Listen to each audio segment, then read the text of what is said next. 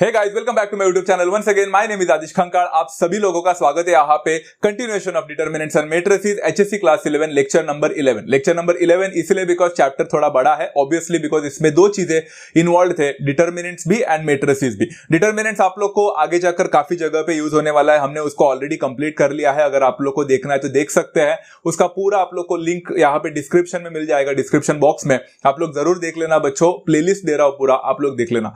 But हम लोग अभी मैट्रिसेस के ऊपर है, मैट्रिसेस थोड़ा सा कंपैरेटिवली ज्यादा बड़ा है एज कंपेयर टू डिटरमिनेंट्स अगर हम बोल सकते हैं, एंड एक बहुत इंपॉर्टेंट चैप्टर है। बट इस साल थोड़ा इजी है बिकॉज 11th स्टैंडर्ड में आपको एडवांस पढ़ना है, तो इस बार आप लोग को एक फंडामेंटल दिया है एंड जाहिर सी बात है आप इसको पहली बार पढ़ रहे हैं। तो मैंने काफी सारे टॉपिक्स अब तक मैट्रिसेस के कंप्लीट कर लिए हैं, अगर आपको वो भी देखना है तो प्लेलिस्ट दिया है बच्चों डिस्क्रिप्शन में, जरूर जाकर चेक कर लेना। सारे क्वेश्चंस भी कंप्लीट कर लिए। आज हम यहाँ पे मैट्रिसेस का लेक्चर नंबर 11 में कंटिन्यूएशन करने वाले एक्सरसाइज 4.6 का, बिकॉज हमने एक्सरसाइज 4.6 लास्ट टाइम स्टार्ट तो किया था, बट वो इतने सारे क्वेश्चन है आपके टेक्स्ट बुक में, टोटल 25 क्वेश्चन है आई गेस, तो हमने 13 क्वेश्चंस तक लिए थे, मतलब 12 क्वेश्चंस मैंने लिया, 13th मैंने आपको असाइनमेंट दिया था। तो आज हम यहाँ पे कंटिन्यूएशन करने वाले। बच्चों कंटिन्यूएशन करने से पहले दो इंपॉर्टेंट चीजें बताना चाहता हूं। सबसे पहला इंपॉर्टेंट चीज तो ये रहा कि कंटिन्यूएशन हो रहा है, इसलिए जिस बच्चों को पता ही नहीं है मैट्रिसेस के बारे में, मल्टीप्लिकेशन ऑफ मैट्रिसेस के बारे में कुछ भी नहीं पता है, तो इसके पहले के प्रीवियस दो लेक्चर्स जरूर जाकर देख लेना, lecture number 9 and lecture number 10, तो ही जाकर आप लोग को यह समझेगा। एंड दूसरी बात, 9 में मैंने आपको मल्टीप्लिकेशन कैसा होता है ये सिखाया था, एंड लेक्चर नंबर 10 में हम लोग ने काफी सारे कॉन्सेप्ट्स एंड काफी सारे क्वेश्चंस पढ़ लिए मल्टीप्लिकेशन ऑफ मैट्रिसेस का। अगर आप लोग ने वो देखा है एंड आपको सबको अच्छी तरह से मल्टीप्लिकेशन करना आता है, तो यहाँ पे ना अगर मैं हर एक छोटे छोटे चीजें बताते बैठूंगा ना बच्चों, तो आप लोग के लिए भी वो वेस्ट ऑफ टाइम रहेगा, because it's going to be very easy. ये एक्सरसाइज इजी है एंड इसमें कुछ अलग अलग क्वेश्चन जरूर डाले हैं, बट सारे कॉन्सेप्ट तो एक ही है बच्चों, इसमें कुछ नया कॉन्सेप्ट नहीं है सीखने जैसा। Is that clear to all? So I hope everyone is understanding that part. तो इस हिसाब से हम लोग यहाँ पे क्या करने वाले हैं बच्चों, यहाँ पे कंटिन्यूएशन करेंगे, बट मैं यहाँ पे थोड़ा सा शॉर्टकट भी इस्तेमाल करने वाला हूँ, या फिर मैं एक तरह से बोल सकता हूँ हम डायरेक्टली मैं यहाँ पे एक्सप्लेन करने की कोशिश करूंगा। मैं हर एक छोटे छोटे चीजें नहीं बताने वाला हूँ यहाँ पे, बिकॉज हम लोग ने ऑलरेडी बहुत सारे चीजें उसके ऊपर पढ़ लिए हैं, तो अभी हर एक छोटा छोटा चीजें बताना will be a waste of time. Okay, तो स्टार्ट करता हूं बच्चों यहाँ पे क्वेश्चन नंबर 14 से हम लोग स्टार्ट करेंगे, एंड क्वेश्चन कुछ इस हिसाब से रहेगा, आप रिलेट कर सकते हैं एंड आप खुद बोलोगे कि अरे हाँ डिफिकल्ट नहीं है, सिर्फ क्वेश्चंस बदल गया है बट डिफिकल्ट नहीं है। जैसे a इज इक्वल टू यहाँ पे लिखा है 8 4 10 5 and b is equal to लिख के रखा है 5 -4 10 -8, show that a plus B the whole square is equal to a square plus ab plus b square. इसको सॉल्व करने के दो तरीके हैं बच्चों, दो अप्रोचेस है, बट जाहिर सी बात है हर बच्चे को अप्रोच नंबर 2 जो है मैं बाद में जो बताने वाला हूं वो दिमाग में इतनी जल्दी क्लिक नहीं होता है। तो बच्चों ये क्लिक नहीं होता है ना, तो मैं इसलिए उसको सेकंड अप्रोच बता दूंगा, बट फर्स्ट अप्रोच ध्यान से सुनना जो हमारा नॉर्मल मेथड है। इन्होंने क्या बोला, a plus B the whole square a square plus ab plus b square के इज इक्वल टू होना चाहिए।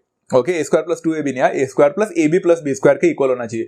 तो हम नॉर्मल मेथड यूज करेंगे, LHS लेंगे उसको सॉल्व करेंगे, RHS लेंगे उसको सॉल्व करेंगे एंड चेक करेंगे दोनों इक्वल आ रहे हैं। Is that clear? थोड़ा लेंथी प्रोसेस है, ये लेंथी अप्रोच है, बट फिर भी it's a very fundamental approach. तो हम क्या करेंगे बच्चों, यहाँ पे a plus B the whole square निकालने के बजाय मैं सबसे पहला a प्लस बी निकालूंगा, because a plus B the whole square निकालना वो बाद में की बात होती है, पहला a और b का एडिशन तो कर ले। तो यहाँ पे बच्चों मैंने लिखा है 8 4 10 5 एंड उसके बाद ऐड कर लिया 5 -4 10 -8 जो कि b मैट्रिक्स था। इसको ऐड करना मतलब करेस्पॉन्डिंग एलिमेंट को ऐड करने जैसा ही होता है। तो 8 प्लस 5 हो जाता है 13, 4 प्लस -4 होता है 0, 10 प्लस 10 होता है 20 एंड 5 -8 होता है बच्चों कितना, -3। तो आपको इतना तो मिल गया a प्लस बी, बट हमें तो a plus B the whole square मांगा था उन्होंने। अब a plus B the whole square का मतलब क्या होता है, क्या हर एक एलिमेंट का स्क्वायर नहीं होता है बच्चों? यहाँ पे a plus B the whole square का मतलब होता है a प्लस बी आपको 2 बार मल्टीप्लाई करना है।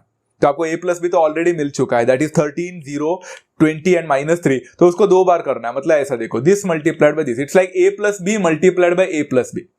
प्लीज आप बच्चों हर एक करेस्पॉन्डिंग एलिमेंट को स्क्वायर करके मत आना, ऐसा नहीं होता है बच्चों। a स्क्वायर का मतलब होता है a multiplied by a in matrices. Is that clear? तो आप यहाँ पे 2 बार करोगे एंड यहाँ पे आप लोग को एक नॉर्मल मैट्रिक्स मल्टीप्लिकेशन करना है। यही पे बच्चों मैं आप लोग को बताना चाहता हूँ कि मैट्रिक्स मल्टीप्लिकेशन का मैंने 2 लेक्चर में आप लोग को बता तो दिया है कि पहले हम लोग रो लेते हैं, फिर कॉलम के साथ कॉम्बिनेशन ट्राई करते हैं, एंड मैंने आप लोग को ऐड करके भी बताया था। अब कहीं कहीं जगह पे मैं डायरेक्टली कर रहा हूं, बट आप लोग समझ जाओगे। जैसे फर्स्ट रो को फर्स्ट कॉलम के साथ मल्टीप्लाई करोगे तो क्या होगा, 13 इंटू 13 बनेगा 169 प्लस 0 इंटू 20 बनेगा 0। तो मैंने 169 प्लस 0 नहीं बताया, मैंने डायरेक्टली 169 लिख लिया। आप समझ गए होंगे। Is that clear? उसके बाद अगर आप लोग ध्यान से देखोगे तो आपको क्या मिलेगा, आपको फर्स्ट रो जो है वो फर्स्ट रो को अभी सेकंड कॉलम के साथ आप ट्राई करोगे। तो फर्स्ट रो को सेकंड कॉलम के साथ ट्राई करना मतलब क्या होगा, 13 इंटू 0 होता है 0, 0 प्लस 0 इंटू -3 0 ही होता है, तो 0 प्लस 0 तो 0 ही देगा। तो मैंने ऐसा फटाफट से लिख लिया। तो I hope you are understanding. अभी सेकंड रो को ऐसे ही दोनों कॉलम के साथ ट्राई करो। 20 13 कितना होता है 260 प्लस -3 इंटू 20 कितना होता है -60, तो 260 -60 200 दे देगा। एंड उसी हिसाब से आप दूसरा कर सकते हैं, 0 प्लस ऑफ -3 इंटू -3 तो +9 ही होगा, तो 0 + 9, तो यहाँ पे 9 मिलेगा। देखो आप लोग को मिल गया। ये मेरा a + b the whole square का वैल्यू है बच्चों, इसको लिख कर रखो बिकॉज हमें LHS का वैल्यू मिला है। अभी हमें चेक करना है कि हमारा RHS का वैल्यू इसके साथ मैच कर रहा है या नहीं। ओके, तो ये वाला लिख कर रखो, 169 0 200 और 9 ये है।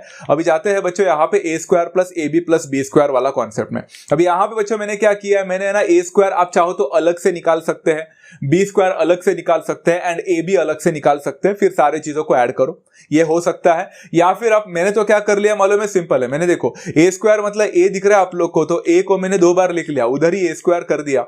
फिर ab मतलब मैंने a और b को मल्टीप्लाई किया, मतलब 8 4 और 10 5 आपको दिख रहा होगा, उसको b से मल्टीप्लाई किया, 5 -4 10 एंड -8 उधर ही कर दिया।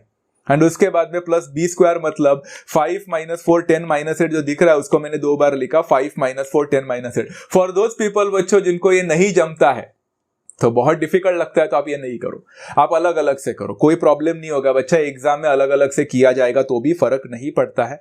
बट अगर आपको बच्चों को लगता है कि हम तो भाई खतरों के खिलाड़ी, हमको तो आता है, तो ओवर कॉन्फिडेंस नहीं, अगर कॉन्फिडेंस है तो आप ऐसा कर सकते हैं। बट बिगिनर्स के लिए I would like to say please don't try this at home। अभी यहाँ पे आप लोग क्या कर सकते हैं कि आप लोग क्रॉस मल्टीप्लाई कर सकते हैं, मैट्रिक्स मल्टीप्लिकेशन कर लोगे तो आप लोग का काम हो जाएगा। तो मैंने डायरेक्टली कर लिया, आप लोग देख सकते हैं 8 8 64 प्लस 4 10 40, 64 प्लस 40 होता है 104, यहाँ पे आ जाएगा 104।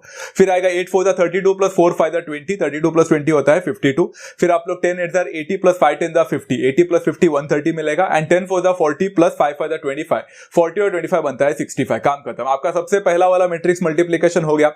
ऐसे ही बाकी का कर सकते हैं आप लोग। Let's try it out. 8 5 40 plus 4 10 40, 40 plus 40 होता है 80, 8 इंटू -4 होता है -32 प्लस 4 इंटू -8 होता है अगेन -32, -32 -32 होता है -64।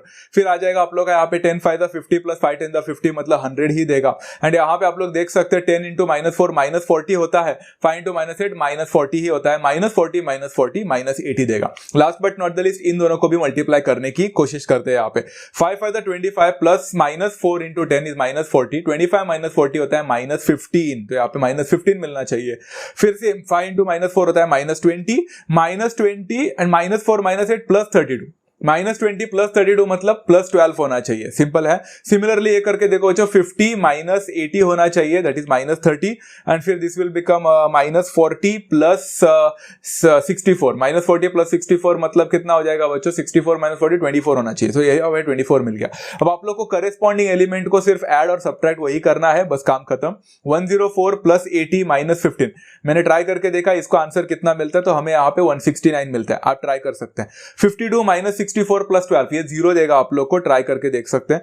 130 और 30 माइनस हो जाएगा तो 100 होगा, 100 प्लस 100 बनता है 200 एंड 65 -80 प्लस 24 अगर हम करने जाते हैं तो मुझे यहाँ पे 9 मिलता है। चेक करो बच्चों, क्या हमें वहां पे भी वही आंसर मिला था कि जब हमने a + b the whole square का वैल्यू निकाला था। अगर आपको वही आंसर मिला है तो कॉन्ग्रेचुलेशंस गाइस, आप लोगों ने इसको सॉल्व कर लिया बच्चों। बट ये वाला अप्रोच जो है बहुत ईजी अप्रोच है, राइट ना, मतलब इसमें कुछ दिमाग लगाने जैसा था नहीं, सिर्फ आपने a + b the whole square अलग से निकाला एंड फिर RHS में a² + ab + b² कर दिया एंड सॉल्व कर लिया। तो ये शो दैट वाला क्वेश्चन जो है वो लेंथी प्रोसेस है बट एन इजी प्रोसेस है। अगर आपको पसंद आया रहेगा तो आप ऐसा कर सकते हैं। बट आपको पता है बच्चों, इसको सॉल्व करने का एक और अप्रोच है एंड आगे के एक आध दो क्वेश्चन में भी वो अप्रोच यूज किया जा सकता है। मैं सिर्फ आपको ओरली बता रहा हूं, वो अप्रोच को आप ट्राई करके देखें। नहीं समझ में आ रहा है तो ध्यान से सुनना मैं क्या बोल रहा हूं, तो ध्यान से आपको समझ में आ जाएगा बच्चों। अगर आप लोग देखोगे ना तो आपका जो आपको क्वेश्चन देके रखा है LHS = RHS प्रूफ जो करना है, उसमें ना a + b the whole square को अगर मैं एक्सपांड करता हूं तो वो क्या हो जाएगा। अब बहुत सारे बच्चे बोलेंगे sir a + b the whole square का फॉर्मूला होता है a² + 2ab + b², तो वही होगा ना? बिल्कुल नहीं। मैट्रिक्स में यही एक छोटी सी बात होती है जो अपने नॉर्मल अलजेब्रा से अलग होता है बच्चों। a + b the whole square का फॉर्मूला a² + 2ab + b² नहीं होगा, तो a + b the whole square का फॉर्मूला होगा a² + ab + ba + b²।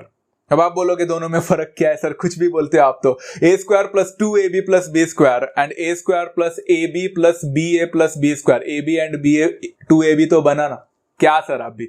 बिल्कुल नहीं। हम लोग ने इसके बारे में पहले भी पढ़ाई किया था मैट्रिक्स में, matrix multiplication is not commutative, इसलिए a plus B the whole square का जो फॉर्मूला है वो आपको सेपरेट ही लिखना पड़ेगा ab को। यहाँ पे ab अलग है और ba अलग है, इसलिए फॉर्मूला ध्यान से सुनो मैं क्या बोल रहा हूं। a plus B the whole square का फॉर्मूला होता है a square plus ab plus ba plus B square.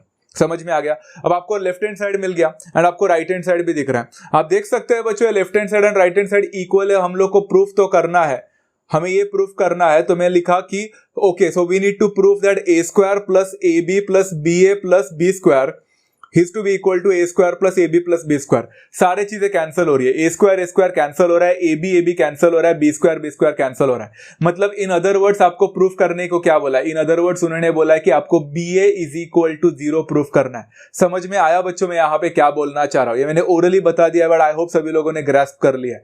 तो ba is equal to 0 proof करना है, तो आपने b ले लिया, आपने a ले लिया, उसको मल्टीप्लाई कर लिया, ab नहीं। एंड अगर आपने b एंड a को मल्टीप्लाई किया मैट्रिक्स मल्टीप्लिकेशन से एंड अगर आपको 0 मिलता है तो आपने वैसे भी सॉल्व कर लिया। तो वो मेथड थोड़ा सा हाई दिमाग लगाने वाला क्वेश्चन था, हॉट्स टाइप था, कि आपको थोड़ा दिमाग लगाकर ba तक पहुंचना था, ba is equal to 0 proof करना था।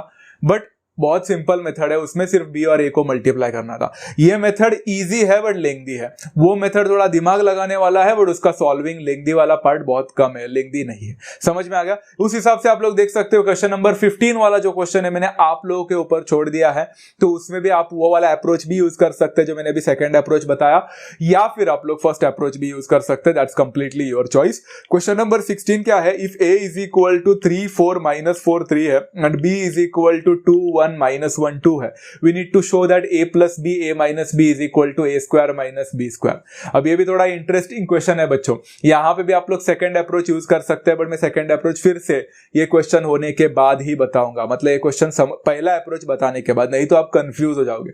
चलो a plus b a minus b हमारा लेफ्ट हैंड साइड है, हम लेफ्ट हैंड साइड को सॉल्व करेंगे and a square minus b square जो हमारा राइट हैंड साइड है हम उसको सॉल्व करेंगे, चेक करेंगे कि LHS is equal to RHS हो रहा है या नहीं। ओके चलो a plus B a minus B निकालने से पहले मैंने जानबूझकर a प्लस बी अलग से निकाला, फिर a माइनस बी अलग से निकालूंगा, फिर मल्टीप्लाई करूंगा, कर सकते हैं राइट। तो a प्लस बी मतलब क्या बच्चों? हमारा a मैट्रिक्स और हमारा b मैट्रिक्स का addition, which is a very simple concept. 3 plus 2 होता है 5, 4 प्लस 1 होता है 5 अगेन, माइनस 4 माइनस 1 माइनस 5 होता है, 3 प्लस 2 होता है 5, एवरीथिंग इज 5 ओवर हियर, एक सिर्फ नेगेटिव है। यहाँ पे a प्लस बी होने के जैसा हम a माइनस बी भी निकाल सकते हैं, मतलब a जो है मेरा मैट्रिक्स एंड b जो मैट्रिक्स है, इस बार सिर्फ एडिशन के जगह पे सब्ट्रैक्शन हो रहा है, which we can easily do. यहाँ पे 3 माइनस 2 होता है 1 बच्चों, 4 माइनस 1 होता है 3, माइनस 4 माइनस ऑफ माइनस 1 मतलब माइनस 4 प्लस 1 मतलब माइनस 3 होगा, एंड 3 माइनस 2 होता है 1। तो आपको a प्लस बी भी मिल गया, a माइनस बी भी मिल गया, आपको सिर्फ a प्लस बी और a माइनस बी का क्रॉस मैट्रिक्स मल्टीप्लीकेशन करना है। इजी है ना बच्चों? तो मेरे समझाने से पहले आप लोग का हो रहा आना चाहिए। अभी आप लोग अभी कॉम्पिटिटिव एग्जामिनेशन के लिए तैयारियां है, बहुत सारे कमेंट्स तो मुझे आ ही रहे हैं कि सर हमने तो 12th स्टैंडर्ड की भी तैयारियां स्टार्ट कर ली है। तो अगर आप इतना आगे बढ़ ही चुके हो तो मैं एक्सप्लेन करने से पहले आप लोग को ये सारी चीजें आना चाहिए। Okay let's have a look. 5 plus 5 into minus 3 मतलब 5 minus 15 that becomes minus 10। Okay यहाँ पे 5 3 15 प्लस 5 मतलब ये 20 हो जाएगा, फिर माइनस 5 माइनस 15 मतलब माइनस 20 होना चाहिए, एंड माइनस 15 प्लस 5 मतलब माइनस 10 होना चाहिए। चलो मुझे यहाँ पे लेफ्ट हैंड साइड मिल चुका है। अगर आपको भी यही आंसर मिला है तो कॉन्ग्रेचुलेशंस, लिख कर रखो ये आपको आंसर मिला है। अभी हम लोग जाएंगे ए स्क्वायर माइनस बी स्क्वायर के फंडामेंटल में। ए स्क्वायर मतलब क्या बच्चों? ए स्क्वायर मतलब ए को 2 बार मल्टीप्लाई करना, मतलब 3 4 माइनस 4 3 को मैंने 2 बार क्या लिख लिया, ये तो मेरा ए स्क्वायर बन गया। एंड माइनस बी स्क्वायर मतलब क्या? जो बी मैट्रिक्स है मेरा 2 1 माइनस 1 2, उसको भी 2 बार लिख लेना। मतलब आपको थोड़ा सा दिक्कत है, थोड़ा सा मेहनत है, 2 बार मैट्रिक्स मल्टीप्लिकेशन करना है, फिर उन दोनों को सब्ट्रैक्ट करना है। आसान है ना बच्चों? बट चलो ठीक है, let's try it out. 3 3 are 9, 4 4 are 16, 9 minus 16 minus 7 होता है। ओके 3 4 आर 12, 4 3 आर 12, ये 24 देगा। Minus 4 3 are minus 12, 3 into minus 4 is again minus 12, minus 24 देगा। And minus 4 into 4 is 16 and 3 into 3 is 9, minus 16 plus 9 होता है माइनस 7। तो ये हो गया आपका आंसर। यहाँ पे दूसरा वाला निकालने की कोशिश करते हैं बच्चों। 2 2 आर 4, 1 इंटू 1 माइनस 1 होगा, तो यहाँ पे होगा 3। Okay, 2 1s are 2 and 1 2s are 2, 2 plus 2 4 होता है, -1 into 2 is -2, -2 मतलब -4 होना चाहिए, एंड -1 plus 4 होता है 3, तो यहाँ पे 3 मिल गया। बस इतना ही करना है बच्चों, अभी करेस्पॉन्डिंग एलिमेंट को सब्ट्रैक्ट करो। -7 -3 होता है -10, 24 -4 होता है 20, -24 माइनस ऑफ -4 मतलब -24 प्लस 4 मतलब -20, एंड -7 -3 मतलब -10 होगा। क्या यही आंसर हमें वहां पे भी मिला था? अगर मिला है तो बेस्ट है बच्चों, कॉन्ग्रेचुलेशन, आपको आंसर मिल गया। अब बहुत सारे बच्चे हमें यहाँ पे बोलने से पहले, आपका कमेंट आने से पहले ही क्लियर कर देता हूं, सर हमने यहाँ पे भी सेकंड अप्रोच ट्राई करने की कोशिश की जैसे आपने बोला था वहां पे, बट इधर तो दिमाग नहीं लग रहा है सर, कुछ समझा ही नहीं, क्योंकि a plus B a minus B का formula a square minus B square ही तो होता है ना सर। यही तो फिर से आपकी गलती है। देखो बच्चों, नॉर्मल अलजेब्रा में, यस नॉर्मल मैथमेटिकल हमने अलजेब्रा करते थे, उसमें a plus B a minus B का formula a square minus B square होता था। क्यों होता था? कभी दिमाग लगाया है? क्योंकि ना बच्चों, इसको एक्सपांड करके देखो तो क्या मिलता है, a square minus A B plus B A minus B square, and हम नॉर्मल अलजेब्रा में ए बी और बी ए को सेम मानते थे, इसलिए ए बी और बी ए कैंसल होता था, इसीलिए बच्चों ए स्क्वायर माइनस बी स्क्वायर मिलता था। यहां पे आपका लेफ्ट हैंड साइड में जो ए plus B A minus B है ना, वो ए स्क्वायर माइनस बी स्क्वायर नहीं है। A plus B A minus B का एक्सपांड करोगे तो देखो, मैं जो बोल रहा हूं लिखो ना नोटबुक में, तब आपको समझेगा। A plus B A minus B का फॉर्मूला लिखो, क्या होगा, A square minus A B plus B A minus B square. लिखा बच्चों सब लोग ने, मैंने क्या बोला, A square minus A B plus B A को ए बी मत बोलना, minus B square, and that is equal to A square minus B square. तो दोनों साइड से ए स्क्वायर कैंसिल करो, बी स्क्वायर कैंसिल करो, तो बचा क्या आप लोग के पास? आपके पास बचा minus A B plus B A is equal to 0। आपको ये प्रूफ करना है। तो minus A B plus B A is equal to 0 मतलब B A is equal to A B. तो आपको कैसे भी करके बी ए और ए बी को इक्वल प्रूफ करना, ये सेकंड अप्रोच है। समझ में आ रहा है बच्चों? देखो ऐसा दिमाग लगाओ गाइस, दिमाग लगाओगे तो समझेगा। तो आप ए बी निकाल के देखो एंड बी ए निकाल के देखो, दोनों इक्वल आया तो आपने प्रूफ वैसे भी कर लिया।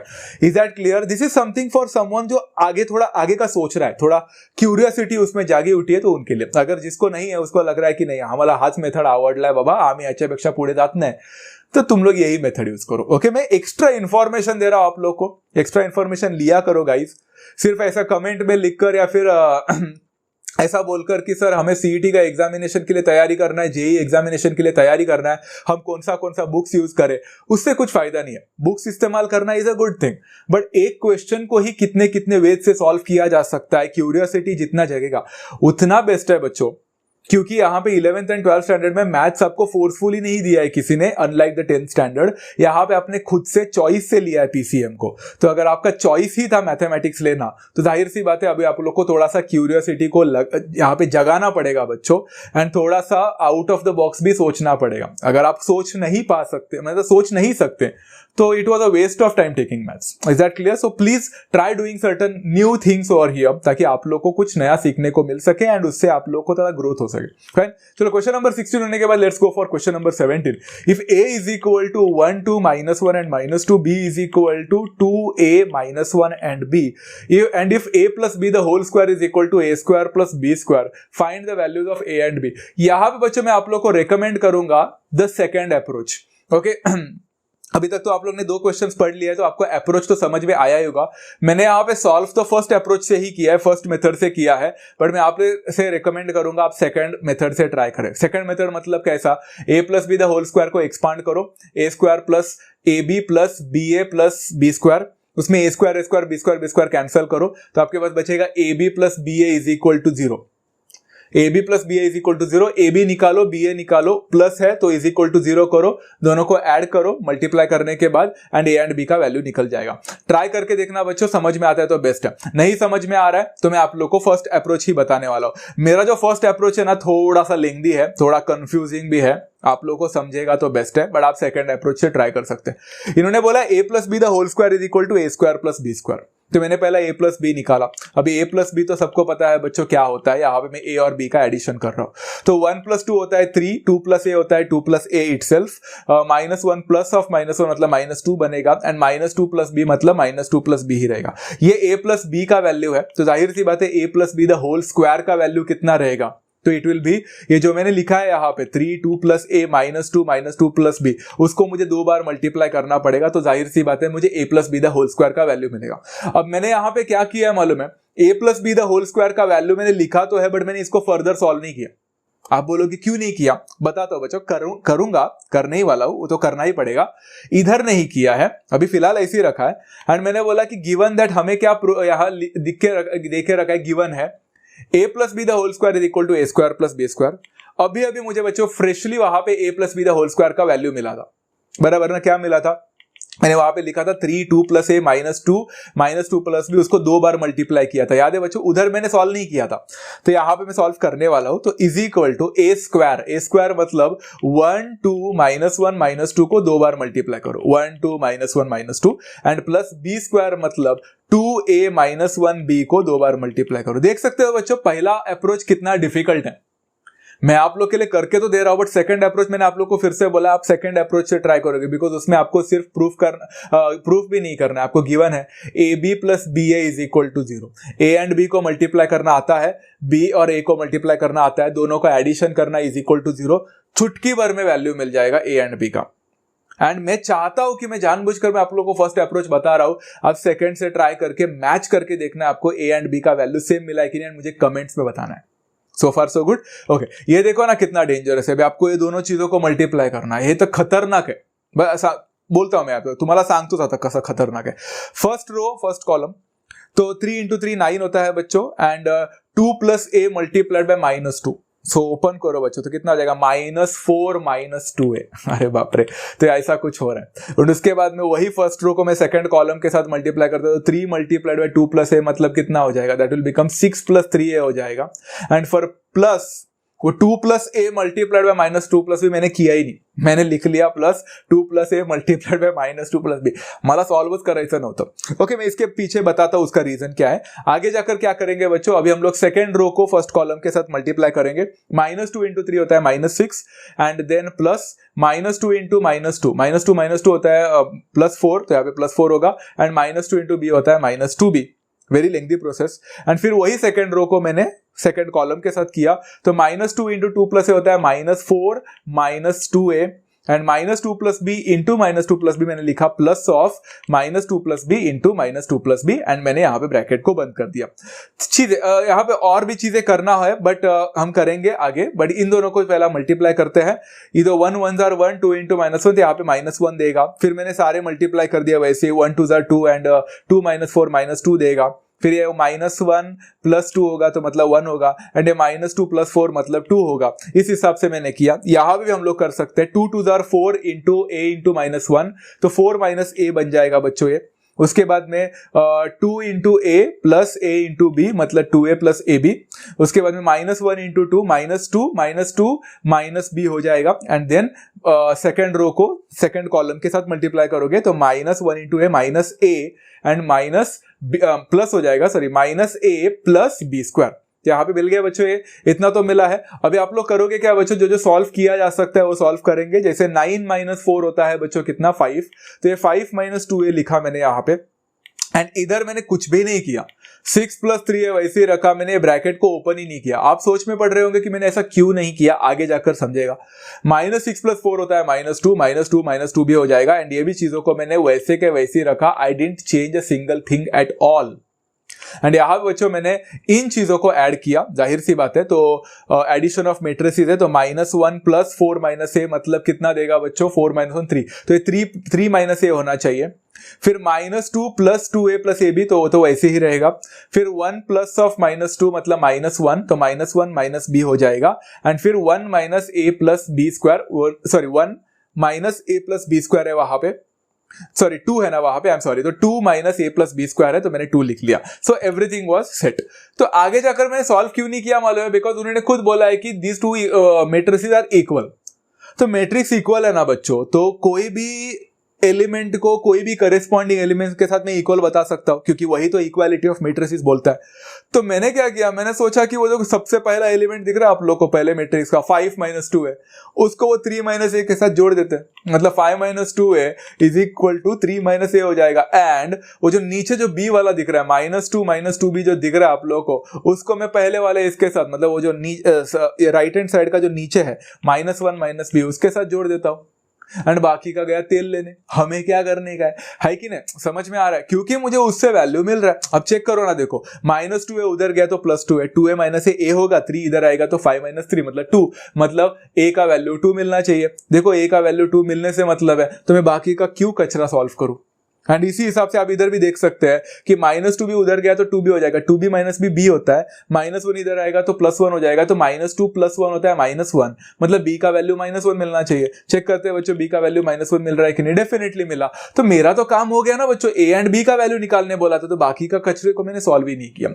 आई hope that approach is getting to you understandable, समझ में आ रहा है ना। तो ये आपको समझ में आना चाहिए कि कहां पे रुकना है, कहां पे क्या करना है, नहीं तो ऑब्वियसली सेकंड अप्रोच जिंदाबाद। Is that clear. तो मैंने आपको डिफिकल्ट मेथड बताया है, आप सिंपल मेथड खुद से करोगे एंड मुझे बताओगे। क्वेश्चन नंबर 17 होने के बाद क्वेश्चन नंबर 18 पे जाते हैं। अभी सारे क्वेश्चंस इजी है, जल्दी हो जाएंगे।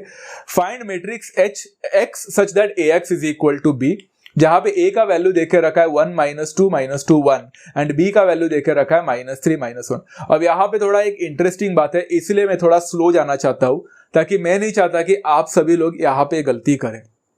बच्चों इन्होंने बोला है AX is equal to B है, जो कि गिवन है। तो यहां पे ऐसा नहीं होता है कि अगर मुझे X का वैल्यू निकालना है तो AX is equal to B मतलब X is equal to B upon A। नहीं, मैट्रिक्स में डिवीजन नहीं होता है, तो X का वैल्यू निकाले तो निकाले कैसे, तो X is an unknown term. मजे की बात वो नहीं है बच्चों कि X का वैल्यू कैसे निकाला जाए, वो तो निकाला जा सकता है। A दिया है, B दिया है, X तो निकाला जा सकता है। मजे की बात तो यह है बच्चों कि हमें यहां पे तय करना है, we have to decide that what will be the order of the matrix X। क्योंकि मैं कुछ भी डिसाइड नहीं कर सकता बच्चों। मैंने ऐसा सोच लिया कि X का ऑर्डर है 2/2 रखते हैं, ऐसा नहीं होता है। This is not how the things work. आप लोग को यह समझना है बच्चों कि आपके पास एक मैट्रिक्स है A जिसका एक ऑर्डर है, क्या है, 2/2 है, एंड आपके पास एक मैट्रिक्स है B जिसका ऑर्डर है 2/1। तो सोचना पड़ेगा बच्चों आप लोग को ऐसा कि ऐसा कौन सा मैट्रिक्स है बच्चों जो 2/2 के साथ मल्टीप्लाई करूंगा तब जाकर मुझे 2/1 का मैट्रिक्स मिलेगा। यह होता है बच्चों थोड़ा एक रिवर्स, हम लोग यहां पे एक गियर मार रहे हैं। इतने टाइम से हम लोग मल्टीप्लाई करने के बाद रिजल्टेंट ऑर्डर हमें पता करते थे, अब रिजल्टेंट ऑर्डर ऑलरेडी आपके पास है। आपको पता करना है कि ऐसे कौन से मैट्रिक्स के साथ मल्टीप्लाई करोगे तब जाकर वो रिजल्टेंट मिलेगा। एंड सिंपल होता है बच्चों, थोड़ा दिमाग लगाना होता है। जैसे मैंने आपको एग्जांपल दिया था बच्चों, चलो उस एग्जांपल की बात करते हैं बच्चों। मान के चलो आपके पास एक मैट्रिक्स है, उसका ऑर्डर है 2/3 एंड दूसरा एक मैट्रिक्स है उसका ऑर्डर है 3/1। पहली बात तो ये दोनों मल्टीप्लाई हो सकता है, 2/3 है एंड 3/1 है, 3 बट जो रिजल्टेंट मैट्रिक्स मिलेगा उसके लिए हम हमेशा क्या करते थे बच्चों, एक्सट्रीम लेते थे, मतलब 2/1। तो जो मिलेगा वो 2/1 हुआ करता था। वेरी सिंपल ना बच्चों, वो यहां पे वही दिमाग लगाने का है बच्चों आप लोगों को। तो सोचो अगर आपका पहला मैट्रिक्स है 2/2 का, 2/2, तो ऐसा कौन सा मैट्रिक्स के साथ मैं मल्टीप्लाई करूं 2/2 को कि मुझे 2/1 मिले। सोचो, पहली बात तो 2/2 है तो इधर 2 है, तो ये जो नया मैट्रिक्स होगा ना X मैट्रिक्स, उसका नंबर ऑफ रो जो होगा वो 2 होना चाहिए, बिकॉज इसके साथ मैच करना चाहिए, ये 2 और ये 2 मैच करना चाहिए होता है, बराबर ना। तो ही तो मैट्रिक्स मल्टीप्लिकेशन पॉसिबल है। तो इतना तो समझ में आ गया कि मैट्रिक्स का पहला जो रो नंबर ऑफ रोज है वो 2 होना चाहिए। बट बच्चों मेरा यहाँ पे मैट्रिक्स जो बन के निकला है वो है 2/1, तो मेरा ये नंबर क्या होना चाहिए, एक्सट्रीम नंबर 1। तो मुझे बताओ बच्चों, इधर है 2 एंड इधर है 1, तो मेरा जो मैट्रिक्स X है उसका भी ऑर्डर क्या होना चाहिए, 2/1। यकीन नहीं आता है, फिर से बता दो। देखो, let X is equal to X and Y, कुछ भी मैंने वेरिएबल ले लिया जिसका वैल्यू निकालना है। Let X is equal to X with the desired matrix. इस मैट्रिक्स का बच्चों ऑर्डर कितना दिया है, देखो क्या है, 2/1। अब ये हो सकता है कि नहीं, देख सकते। देखो A का वैल्यू कितना है, 1 - 2 - 1 एंड यहाँ पे X का है XY and that is equal to B -3 and 1। Check करो बच्चों क्या ये परफेक्ट हो रहा है कि नहीं। देखो पहला मैट्रिक्स है 2/2, दूसरा मैट्रिक्स है 2/1। मैट्रिक्स मल्टीप्लिकेशन पॉसिबल है, हाँ, because number of columns of the first matrix is equal to number of rows of the second matrix, बराबर है। एंड जो डिजायर्ड मैट्रिक्स मिलेगा वो हमेशा एक्सट्रीम का होता है, तो यहाँ पे एक्सट्रीम नंबर क्या है, 2 and 1 है, 2/1। क्या मुझे डिजायर्ड मैट्रिक्स 2/1 ही मिला? हाँ, प्रैक्टिस से आता है बच्चों, बड़ा सिंपल होता है, आप लोगों को थोड़ा दिमाग लगाने का। अगर यहाँ पे कुछ और आप लोग मैट्रिक्स का ऑर्डर लेते तो जरूर गलत आ जाता। अभी कैसे भी करके बच्चों आपको यहाँ पे x एंड y का वैल्यू निकालना है। आपको x एंड y वैल्यू मिल गया तो मैट्रिक्स x मिल गया। चलो वो भी निकालना बहुत आसान है, मल्टीप्लाई करते हैं फर्स्ट रो कॉलम के साथ, तो x माइनस 2y हो जाएगा। तो x minus 2y is equal to -3, equation number 1। And दूसरा है बच्चा सेकेंड रो को कॉलम के साथ मल्टीप्लाई करो तो -2x plus y is equal to -1 हो जाएगा, इक्वालिटी ऑफ मैट्रिक्स के वजह से, and that is equal to equation number 2। Equation number 1 and equation number 2 को मैंने आपके लिए सॉल्व नहीं किया है, मैं चाहता हूं कि आप खुद सॉल्व करें बच्चों, बिकॉज बहुत सिंपल है। You can multiply either equation number 2/2 and y को एलिमिनेट कर सकते हैं, नहीं तो मल्टीप्लाइंग इक्वेशन 1/2 ऑल्सो, तो x एलिमिनेट हो सकता है। आपको x एंड y का वैल्यू फ्रैक्शन में मिलेगा, ट्राई करके देखना। तो मैंने यहाँ पे डायरेक्टली लिख लिया सॉल्विंग 1 and 2, आपके ऊपर छोड़ रहा हूं। सॉल्विंग 1 and 2 करेंगे तो x का वैल्यू जो फ्रैक्शन में मिलेगा वो है 5/3 एंड y का वैल्यू जो मिलेगा 7/3। इधर मैंने थोड़ा सा लास्ट स्टेटमेंट नहीं लिखा है, आप लोग लिख लेना कि x का वैल्यू और y का वैल्यू उन्होंने पूछा नहीं था, उन्होंने हमें मैट्रिक्स x पूछा था, तो हमें लास्ट में लिखना पड़ेगा x का मैट्रिक्स कैसे, x इज इक्वल टू वो जो लिखा है ना मैंने, वो जो कॉलम मैट्रिक्स, उधर x के जगह पे लिखना है 5/3 एंड y के जगह पे लिखना है 7/3। आपका मैट्रिक्स तैयार हो चुका है। Is that clear so far guys? सबको समझ में आ गया? इस हिसाब से क्वेश्चन नंबर 18 खत्म होता है। क्वेश्चन नंबर 18 के बाद में question number 19 is something that I have given you, खुद के लिए दिया है, आपको असाइनमेंट के लिए दिया है। कुछ क्वेश्चंस जो मुझे लगता है कि सिमिलर है, फेमिलियर है, वो आपको दे रहा हूं, आप खुद ट्राई कर लेना। जो क्वेश्चंस नया लगते हैं वो मैं आप लोग के लिए करके दे रहा हूं। Find x if 1x1 1 2 3 4 5 6 3 2 and 5 and multiplied by 1 - 2 3 is equal to 0। बच्चों ये बहुत इंटरेस्टिंग क्वेश्चन था, because for the first time आप लोग को ऐसा कुछ दिख रहा है जहां पे उन्होंने यहाँ पे मल्टीप्लिकेशन ऑफ 3 मैट्रिक्स को दिया है। अब यहाँ पे एक इंटरेस्टिंग पार्ट है, मैं आप लोग को फिर से अप्रोच बताना चाहता हूँ, आप लोग की मर्जी है यहाँ पे आप क्या करना चाहते हैं। मैंने क्या किया मालूम है, सबसे पहले मैट्रिक्स को तो लिख लिया 1x1, बाकी सारी चीजें the same thing I have written, सिर्फ फॉर्मेलिटी के लिए सब कुछ लिख लिया है। एंड यहाँ पे देखो 1 - 2 and 3 इज इक्वल टू 0। अब ना थोड़ा इंटरेस्टिंग पार्ट है, मैं आपको बताना चाहता हूं। अब यहाँ पे बच्चे क्या करते हैं, वो पहला मैट्रिक्स को दूसरे मैट्रिक्स के साथ मल्टीप्लाई करते हैं, एक आंसर मिल जाएगा, वो आंसर को तीसरे मैट्रिक्स के साथ मल्टीप्लाई करते तो मिल जाता है। तीनों मैट्रिक्स को एक साथ मल्टीप्लाई नहीं किया जा सकता, you can take any 2 at a time. Any 2 मतलब या तो आप पहला दूसरे को लो या दूसरे तीसरे को लो, आप ले सकते थे, it's completely your choice. But यहाँ पे पहले और तीसरे को मत लेने जाना, तो पहला या दूसरा या फिर दूसरा तीसरा, you can do this way. मैंने क्या किया मालूम है, यहाँ पे दिमाग अपनाया। अब बहुत सारे बच्चे पहले और दूसरे को करते हैं, बट मुझे वो पसंद नहीं है। मैंने क्या किया मालूम है, पहले को वैसे ही रखा, फिर से बोल रहा है इट्स योर चॉइस।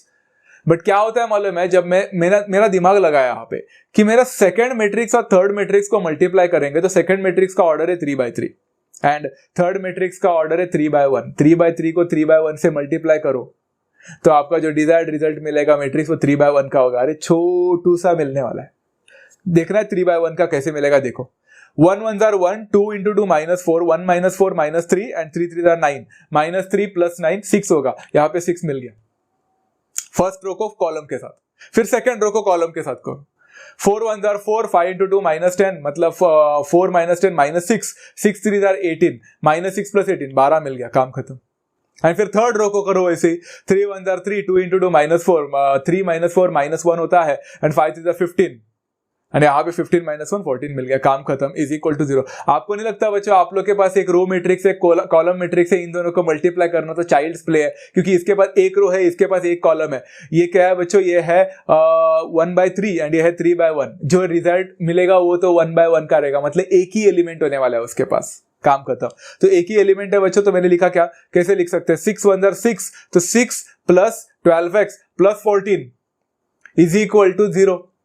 बराबर है। 6 प्लस 14 होता है 20, तो 12x plus 20 is equal to 0 होगा, तो 12x इज इक्वल टू -20 मिलेगा, तो x is equal to -20 divided by 12, दोनों 4 के टेबल में जाते हैं तो -4 डिवाइडेड बाय 3 मिलना चाहिए, and this is how I got the answer, x is equal to -5 divided by 3, and आपका यहाँ पे क्वेश्चन खत्म हो गया, and it was as simple as that. था कि नहीं बच्चों, बहुत सिंपल सा क्वेश्चन। आप चाहो तो फर्स्ट एंड सेकंड को खुद से मल्टीप्लाई करके देखें, अगर आपको वैसा इजी लगता है तो आप ट्राई कर सकते हैं, कमेंट से मुझे जरूर बता सकते हैं। एक्सरसाइज 4.6 का question number 21, find x and y if 4 multiplied by 2 minus 1 3 1 0 2 minus 3 minus 3 4 2 1 1, and यहाँ पे है बच्चों 2 minus 1 1, ये मल्टीप्लीकेशन है बच्चों यहाँ पे, is equal to X Y. I think मैंने यहाँ पे, हाँ मैंने यहाँ पे करली ब्रैकेट डालना भूल गया था कि कैसा लगा, बट नहीं, वहां पे करली ब्रैकेट है। करली ब्रैकेट का प्रेफरेंस क्या है, बॉडमास के हिसाब से पहले उसको सॉल्व करो, ऐसा उनको बोलना है और कुछ नहीं है। तो करली ब्रैकेट मैंने यहाँ पे डाल दिया है। आप देख सकते हैं बच्चों, मैंने सबसे पहले क्या किया, तो करली ब्रैकेट को मैंने प्रेफरेंस दिया।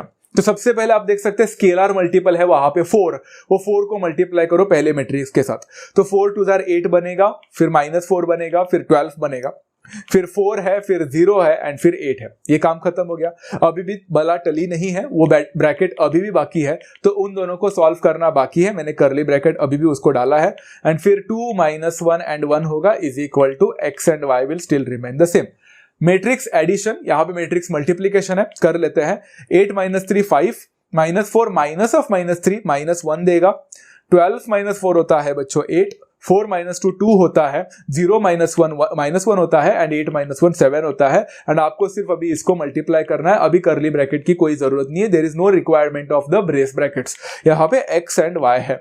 आपको कैसे भी करके बच्चों इतना तो तसल्ली मिल चुकी है, इतना तो पता चलना ही चाहिए कि आपके लेफ्ट हैंड साइड में जो दो मैट्रिक्स का मल्टीप्लीकेशन है वो आपको एक 2/1 मैट्रिक्स ही ला के देना चाहिए।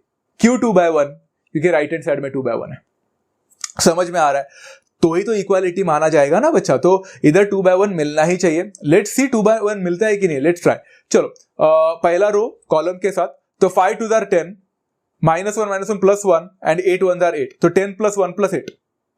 एंड उसके बाद में दूसरा, यहाँ पे देखो 2 2 4, 4 + 1 + 7, तो यहाँ पे 4 + 1 + 7 हो गया, तो आपको 2/2 मैट्रिक्स मिल गया। बट बच्चों मैंने यहाँ पे थोड़ा सा शॉर्टकट किया आप लोग के लिए, आप चाहो तो कर सकते थे, मैट्रिक्स बना सकते थे फिर इक्वालिटी।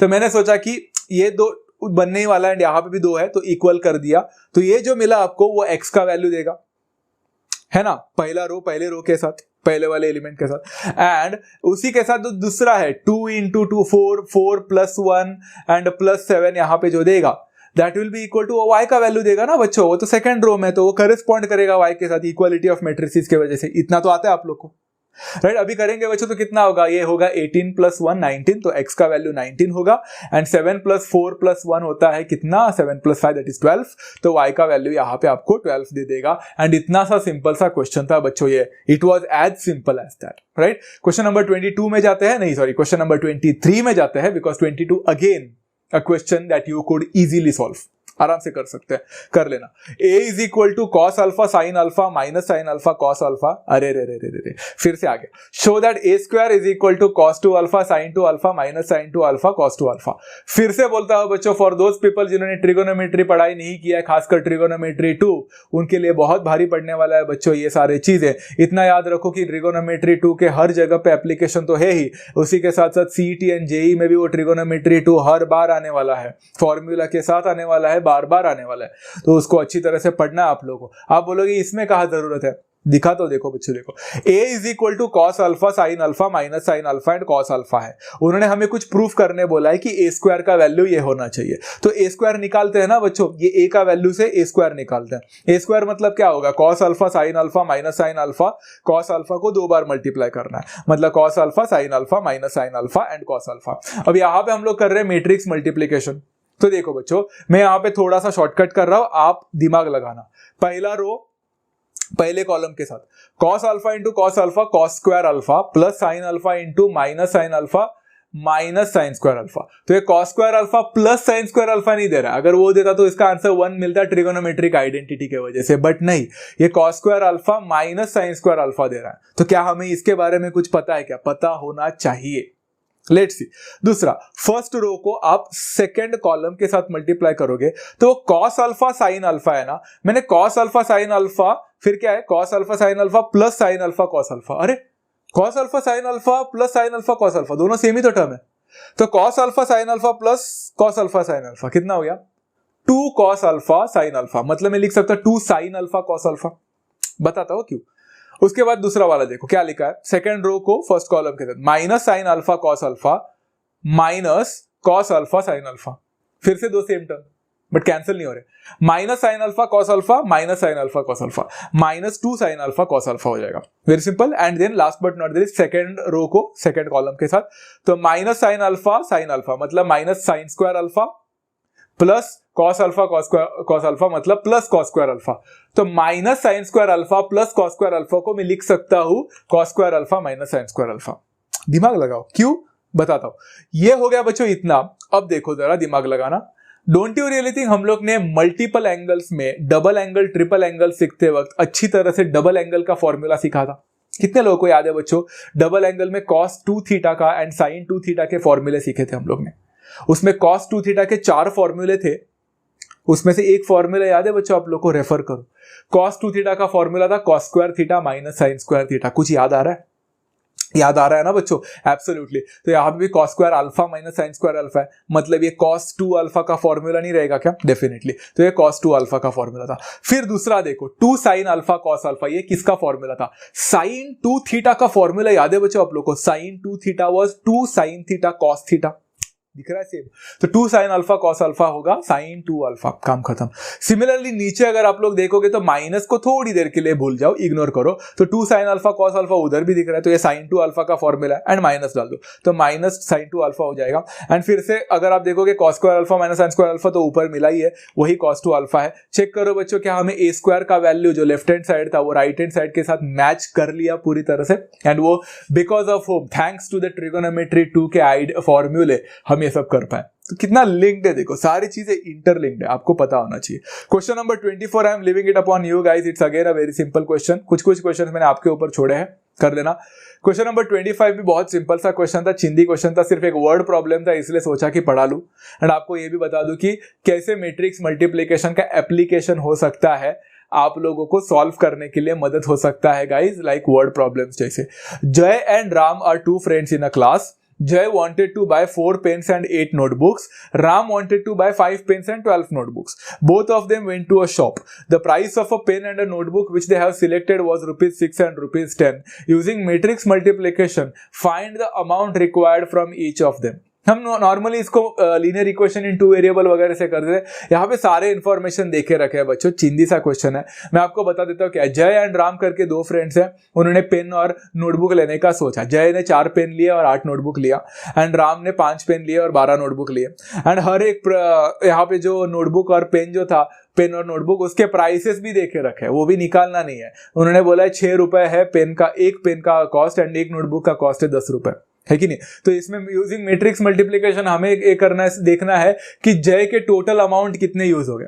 जब उसने कितना, जय ने 4 पेन और 8 नोटबुक लिए, तो उसके अब दिमाग लगाना बच्चों, तो किसी को भी पता है 6 रुपए का पेन है तो उसने 4 पेन लिए तो 24 रुपीज, एंड 10 रुपए का नोटबुक है 10 8 80 प्लस 24, जय से तो जाहिर सी बात है 104 रुपीज तो खर्च हुए रहेंगे। मतलब हम तो ये नॉर्मली कर सकते, बट हम फंडामेंटल सीख रहे हैं ना बच्चों, बेसिक सीख रहे हैं ना। तो उन्होंने बोला कि ये तो आपको आता है करने के लिए, तो आप मैट्रिक्स मल्टीप्लिकेशन से भी एक बार बताओ ना। तो चलो बता देते हैं उन लोग को। तो आज आपको पता चलेगा बच्चों कि मैट्रिक्स का इस्तेमाल क्यों करते हैं। ये जो आपको इंफॉर्मेशन दिख रहा है मालूम है, 4 पेन 8 नोटबुक, ये प्राइसेस वगैरह, उस चीज को ये कबर्ड की तरह एक रैक में रखता है, ताकि आप आगे जाकर कॉम्प्लेक्स क्वेश्चन को भी सॉल्व कर सको। एक एरे बनाता है बच्चा। ये एरे वगैरह वर्ड्स आप लोग ध्यान से आगे जाकर सीखोगे बच्चों, जब आप लोग कंप्यूटर इंजीनियरिंग करोगे ना, तो ये सारी चीजें ना ऐसा रैक बनाता है कबर्ड की तरह, ताकि आप सॉल्व कर सको। नहीं मतलब समझ में नहीं आ रहा ना मैं क्या बोल रहा हूं, देखो बताता हूं। यहां पे क्या लिखा है, let the number of pens and notebooks bought by Jay and Ram respectively be expressed as something like this. देखो ये मैंने खुद एक्सप्रेस किया इसको, कैसे देखो, एक मैट्रिक्स रखा, उसमें लिखा है 4 एंड उसमें लिखा है 8। अब आप सोच में पड़ रहे हैं कि ये 4 एंड 8 का है। तो देखो बच्चों, मैंने सबसे पहला ऊपर का जो रैक है, जो रो नंबर 1 है, वो रैक है, उस रैक में मैंने इंफॉर्मेशन जय के रखे। तो वो 4 किसको रिप्रेजेंट कर रहा है बच्चा? वो जय का पेन है, नंबर ऑफ पेन्स कितने हैं जय ने खरीदा है वो दिख रहा है। एंड 8 जो दिख रहा है वो नंबर ऑफ नोटबुक्स है जय के, वो रैक हो गया। एंड नीचे मैं राम के रैक रखूंगा, तो उसमें सिमिलरली मतलब पहले पेन है ना, तो पेन रखो, तो कितना है 5 पेन रख लिया एंड 12 नोटबुक रख लिया। देखा, मतलब एक स्टैक बना दिया। आप चाहो तो यहाँ पे इंफॉर्मेशन लिख भी सकते हैं, where first row represents Jay का जो pen and notebook respectively and second row is for Ram का notebook pen and notebook respectively. आप लिख सकते हैं, ये इंफॉर्मेशन लिखा जा सकता है। एंड बच्चों सिमिलरली मैं ऐसा लिख सकता लेट द प्राइस, उन्होंने प्राइस भी तो देके रखा है ना, उसको रिप्रेजेंट करते हैं, तो let be that be represented. यहाँ पे रिप्रेजेंट करते वक्त बच्चों एक बहुत बड़ी गलती आप लोग कर लेते हैं एंड वो गलती नहीं करना है। इन्होंने क्या बोला बच्चा, पेन का जो कॉस्ट है वो 6 रुपए है एंड 10 रुपए आपका पेन नोटबुक का कॉस्ट है। तो अगर आपने मैट्रिक्स बना दिया एंड 6 एंड 10 ऐसा बाजू बाजू में रख लिया ना, तो आप गलत गए। आप बोलोगे ऐसा क्यों सर? बहुत सिंपल है, क्योंकि बच्चों यहाँ पे आप लोग देखोगे तो ये आपका जो मैट्रिक्स है, वो मैट्रिक्स का ऑर्डर क्या है बच्चा? 2x2 है, 2x2 है, बराबर है। तो बच्चों 2x2 है, तो नंबर ऑफ कॉलम्स, यहाँ पे नंबर ऑफ कॉलम्स कितना है? 2 है। तो अगर आपने 6 एंड 10 को ऐसा लिख लिया तो विल दैट भी कितना होगा बच्चा? वो हो जाएगा 1/2। तो क्या बच्चों एक 2x2 मैट्रिक्स को आप 1/2 मैट्रिक्स के साथ मल्टीप्लाई कर पाओगे? नहीं कर पाओगे, बराबर है। तो आप लोग को इसको कैसा लिखना है? देखो 6 एंड 10 तो लिखा है, बट मैंने 2/1 के हिसाब से लिखा। समझा बच्चा मैंने क्या किया? Did you really understand? And last but not the least मैं लिख सकता हूँ देयरफॉर द टोटल अमाउंट कैसे होगा? मल्टीप्लीकेशन करने से होगा। मतलब मैं लिख सकता हूँ 4, 8, 5 एंड 12 जो है उसको मैं मल्टीप्लाई करूंगा 6 एंड 10। मैं जब 12 स्टैंडर्ड में था, 11 स्टैंडर्ड में था, तब मैं बहुत कंफ्यूज होता था 6, 10 उन्होंने ऐसा कॉलम मैट्रिक्स क्यों बनाया, रो मैट्रिक्स क्यों नहीं बनाया? अरे अभी समझ में आता है क्यों, क्योंकि मल्टीप्लीकेशन नहीं हो पाता अगर वो ऐसा करता। तो getting my point what I am trying to say, है कि नहीं? Number of columns of the first matrix number of rows of the second matrix के साथ मैच करना चाहिए ना, तब जाकर ही तो करेंगे, नहीं तो नहीं हो पाता। तो यहाँ पे मैट्रिक्स मल्टीप्लिकेशन कंफर्मेबल है, हो सकता है तो करेंगे। तो 6 4s are 24 plus 8 10s are 80 होता है, तो 24 प्लस 80 104 होगा। एंड 5 6 30 होता है, प्लस 12 10 120 होता है, 120 प्लस 30 हो जाएगा 150। तो हम लोग ने फर्स्ट रो किसके लिए रखा था बच्चों? जय के लिए रखा था। एंड जो सेकंड रो था वो किसके लिए था guys? It was for Ram के लिए था। तो इसलिए मैं लास्ट में लिख सकता हूँ जय को टोटल ये सारे चीजें खरीदने के लिए, पेन एंड नोटबुक खरीदने के लिए 104 रुपए लेना पड़ा, जो हम लोग ने पहले ही बोला था। एंड उसको राम को कितना देना पड़ा बच्चा? 150 रुपीज देना पड़ा। This is how the total amount was required from each of them to buy the pens and notebooks respectively. So this is how बच्चों एक हमने एप्लीकेशन सीखा, फंडामेंटल था। ये क्वेश्चन के लिए तो ऐसा लग रहा था कि सर हम ऐसा खा सकते थे, आपने ऐसा क्यों खिलाया? बहुत सिंपल है, अभी सिंपल था बिकॉज ये फंडामेंटल है, बट आगे जाकर बहुत एडवांस्ड में भी ये यूज होता है, तो आप लोग को समझेगा वो आगे जाकर। सो फार सो गुड। तो इसी हिसाब से एक्सरसाइज 4.6 के साथ हमने मैट्रिक्स मल्टीप्लिकेशन को पूरा खत्म कर दिया। अब एक ही एक्सरसाइज बचता है इसका। मुझे पता है आप लोग सभी लोग काफी सारे आगे के चैप्टर्स भी एक्सपेक्ट कर रहे हैं, जैसे फंक्शंस है, जैसे straight lines and many more है, बट फिर भी ये एक और लेक्चर लगेगा मुझे, वहां पे मैं ट्रांसपोज के बारे में सिखाऊंगा, बहुत इंपॉर्टेंट है, जरूर देख लेना।